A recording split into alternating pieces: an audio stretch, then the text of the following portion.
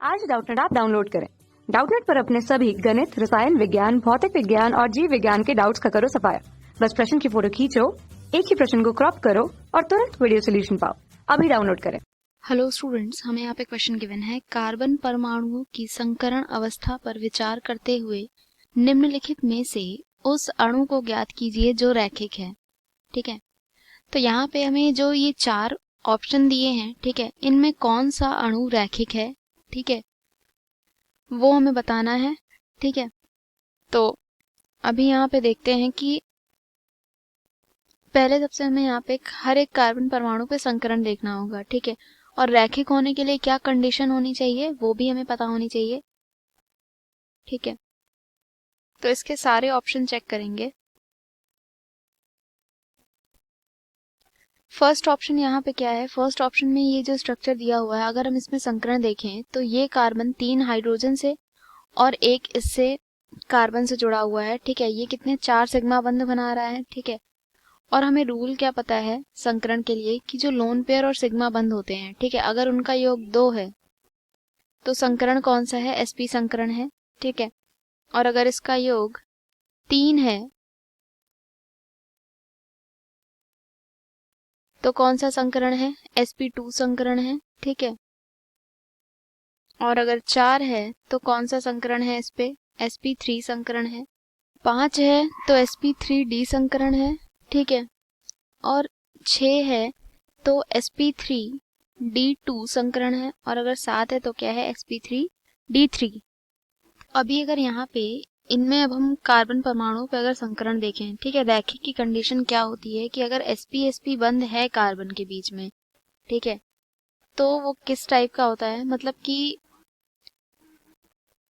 इस तरह से कुछ बॉन्ड बनना चाहिए। ठीक है, और एंगल कितना होना चाहिए, 180 डिग्री होना चाहिए। ठीक है, तो वो क्या होता है, रैखिक होता है उसकी संरचना। ठीक है, वो अणु रैखिक होता है। तो यहाँ पे हम सबके संकरण देखते हैं। जैसे इस पे अगर कार्बन पे देखें तो क्या है संकरण, sp3, क्योंकि यहाँ पे 4 सिग्मा बंध बनेंगे। ठीक है, इस पे देखें तो इस पे भी 4 सिग्मा बंध बनेंगे, तो इस पर भी संकरण है sp3। ठीक है, ये भी 4 सिग्मा बंध बना रहा है, 2 इन दोनों कार्बन से, 2 इस हाइड्रोजन से, तो इस पर भी संकरण क्या हो जाएगा, sp3। ठीक है, इस कार्बन पर भी संकरण क्या है, sp3 है। ठीक है, नेक्स्ट ऑप्शन में देखते हैं, इस पर संकरण कितना है, sp3। इस कार्बन पर एक ये सिग्मा बंध हुआ, एक इस कार्बन के साथ और सिग्मा बंध बना रहा है ये। ठीक है, इस हाइड्रोजन के साथ है, तो 3 सिग्मा बंध है। ठीक है, लोन पेयर तो कोई है नहीं, संकरण कितना हुआ, sp2। ठीक है, इसमें भी 2 सिग्मा बंध ये हैं। ठीक है, एक ये और एक इस हाइड्रोजन के साथ, 3 सिग्मा बंध हुए टोटल। तो यहाँ पे अब स्ट्रक्चर में इस कार्बन पे कौन सा संकरण होगा, sp2। ठीक है, अब अगर इस वाले कार्बन पे देखें तो इस पर भी कैसा संकरण होगा, sp3, क्योंकि ये 4 सिग्मा बंध बना रहा है। ठीक है, नेक्स्ट स्ट्रक्चर में देखते हैं, इसमें भी ये कार्बन 3 सिग्मा बंध हाइड्रोजन के साथ और एक इसके साथ बनाएगा सिग्मा बंध, टोटल 4 हुए। ठीक है, संकरण कौन सा है इस पे, sp3 संकरण है। इस कार्बन की बात करें तो ये केवल 2 ही सिग्मा बंध बना रहा है। ठीक है, क्योंकि 2 जो बंध है इसमें, क्योंकि ट्रिपल बॉन्ड है, और ट्रिपल बॉन्ड में क्या होता है कि 2 पाई होते हैं और 1 सिग्मा बंध होते हैं। ठीक है, तो यहाँ पे क्या है, 2 सिग्मा बंध ये बना रहा है, लोन पेयर एक भी नहीं है, तो संकरण कितना हुआ यहाँ पे, sp संकरण। इस कार्बन पर भी sp संकरण हुआ। ठीक है, इस कार्बन की बात करें तो ये 4 सिग्मा बंध बना रहा है, तो यहाँ पे फिर से क्या हो जाएगा, sp3 संकरण। ठीक है, लास्ट ऑप्शन यहाँ पे चेक करते हैं। लास्ट ऑप्शन में क्या दिया हुआ है, इस स्ट्रक्चर में 2 सिग्मा बंध ये हाइड्रोजन के साथ बना रहा है और एक इस कार्बन के साथ, 3 सिग्मा बंध हो गए टोटल। तो संकरण क्या हो जाएगा, sp2। अब इसमें भी यही चीज हो रही है, एक ये सिग्मा बंध इस कार्बन के साथ, एक इस कार्बन के साथ और एक इस हाइड्रोजन के साथ। ठीक है, तो यहाँ पे भी सिग्मा कितने बन रहे हैं, 3 सिग्मा बंध बन रहे हैं, और ये एक, क्योंकि ये पाई बंध भी है। ठीक है, तो स्ट्रक्चर में इसका संकरण कितना हो जाएगा, sp2। ठीक है, नेक्स्ट जो कार्बन है इसमें एक इस कार्बन के साथ सिग्मा बंध बन रहा है, एक इस कार्बन के साथ सिग्मा बंध बन रहा है, और 2 सिग्मा बंध इस हाइड्रोजन के साथ बन रहे हैं। ठीक है, तो इस पर कितना आ जाएगा संकरण, इस पे संकरण आ जाएगा sp3, क्योंकि टोटल ये 4 सिग्मा बंध बना रहा है। ठीक है, नेक्स्ट यहाँ पे ये वाला कार्बन दिया है, ये 2 सिग्मा बंध बना रहा है। ठीक है, तो संकरण क्या हो जाएगा, इस पे sp संकरण हो जाएगा। ठीक है, इस कार्बन की बात करें तो एक ये इस कार्बन के साथ बना रहा है सिग्मा बंध। ठीक है, और एक इस हाइड्रोजन के साथ, तो कितना हो जाएगा यहाँ पे भी संकरण, sp संकरण हो जाएगा।